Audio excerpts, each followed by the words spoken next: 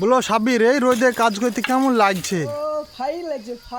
যে রোদে যে এই যে রোদে কাজ করা সম্ভব এই রোজার মাসে, তারপরেও কোনো অসুবিধা নাই। তারপর আবার মাটি খোঁড়া কাজ দেখো।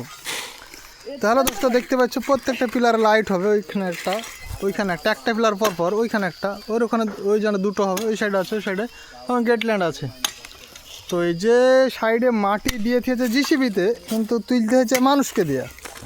এটা কি সম্ভব? বলো সাব্বির, এটা কি সম্ভব? সম্ভব তো না একদম। সেই রোদে এর টেন্ডে পানি আই পড়ে দা, বিশাল বড় কঠিন কাজ পড়ে গেছে রোদে, এটা সম্ভব না, কিন্তু উপায় নাই, করতে হবে।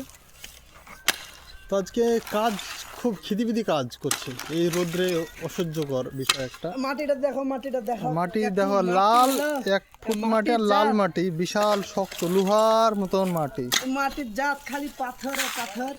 তো যদি ভিডিওটা ভালো লাগে তো লাইক ও কমেন্ট শেয়ার সবাই করবে, ভাই চ্যানেলটা একটু ফলো করবে। আর আমাদের সাব্বির ভাই একটু তুমি কিছু বলছো? একদম ফিউজ উড়িয়ে দেবো সবাই, ফিউজ।